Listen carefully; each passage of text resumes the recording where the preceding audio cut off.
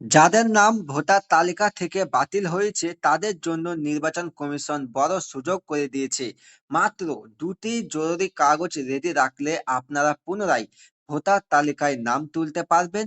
লক্ষ লক্ষ ভোটারের নাম যেহেতু এই সাপ্লিমেন্টারি তালিকায় বাতিল হয়েছে, তাই এই নিয়মটি জানা আপনার জন্য অত্যন্ত জরুরি।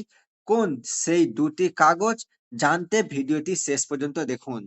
নমস্কার বন্ধুরা, আপনাদের সবাইকে স্বাগত জানাই কাশিদ অনলাইন হেল্প চ্যানেলে। 2026-এর বিধানসভা ভোটের আগে ভোটার তালিকা এবং এসআইআর ভেরিফিকেশন নিয়ে যে সাপ্লিমেন্টারি লিস্ট প্রকাশিত হচ্ছে, তাতে দেখা যাচ্ছে প্রায় 45% মানুষের নাম বাতিল বা ডিলিট করা হচ্ছে। যাদের নাম বাতিল হয়েছে তাদের জন্য নির্বাচন কমিশন বিশেষ ট্রাইব্যুনাল গঠন করেছে।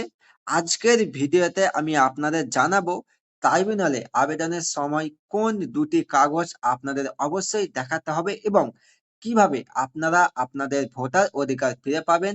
তোমরা যদি আমার চ্যানেলে নতুন হয়ে থাকো, চ্যানেলটিকে সাবস্ক্রাইব করে পাশে থাকা বেল আইকনটি অন করে দিবেন। ভিডিওটি ফেসবুক পেজটি দেখলে পেজটিকে ফলো করতে ভুলবেন না। চলুন ভিডিওটি শুরু করা যাক। তো প্রথমে দেখে নেব যে প্রথম ডকুমেন্টস হিসেবে যেটি সবথেকে গুরুত্বপূর্ণ ডকুমেন্টস হচ্ছে লিঙ্কেজ বা বংশ তালিকা প্রমাণ। ভোটার তালিকায় নাম ফেরানোর প্রধান চাবিকাঠি হলো লিঙ্কেজ প্রমাণ করা। অর্থাৎ আপনি যাকে বাবা বা মা হিসাবে দেখাচ্ছেন, আপনি যে সত্যি তাদের সন্তান তার প্রমাণ দিতে হবে। যদি আপনার নাম 2002 সালে ভোটার তালিকায় থেকে থাকে তবে সেই পুরনো লিস্টটি সংগ্রহ করুন।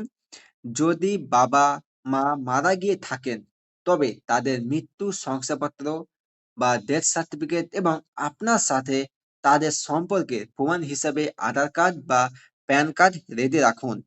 মনে রাখবেন, যদি আপনি লিঙ্কেজ প্রমাণ করতে না পারেন তবে ট্রাইব্যুনালে আবেদন করলেও আপনার নাম পুনরায় বাতিল হওয়ার সম্ভাবনা থেকে যাবে। এবার দেখুন, ২ নম্বর জরুরি কাগজটি হচ্ছে সঠিক বয়ান ও ডিক্লারেশন। ট্রাইব্যুনালে আবেদনের সময় আপনাকে একটি সঠিক বয়ান বা লিখিত বক্তব্য দিতে হবে। আপনাকে পরিষ্কারভাবে জানাতে হবে যে আপনি 2002 সালের যে ব্যক্তি ছিলেন, 2025 বা 2026 সালেও আপনি সেই একই ব্যক্তি। যদি নাম বা বয়সের কোনো গরমিল থাকে তবে তা কেন হয়েছে তার উপযুক্ত কারণ বয়ানে উল্লেখ করতে হবে। অনলাইন বা অফলাইন আবেদনের সময় এই বয়ানের সাথে আপনার বর্তমান আধার কার্ড এবং ভোটার কার্ডের কপি সংযুক্ত করা বাধ্যতামূলক। ট্রাইব্যুনালের বিচারকরা আপনার এই বয়ান এবং নথিপত্র রি-ভেরিফিকেশন করার পরেই নাম ফেরানোর ক্লিয়ারেশন দেবেন। এবার দেখে নিন যে ট্রাইব্যুনালে আবেদনের পদ্ধতি কি। আপনারা এই আবেদনটি অনলাইনের মাধ্যমে মোবাইল থেকেও করতে পারেন অথবা সাইবার ক্যাফেতে গিয়েও সাহায্য নিতে পারেন।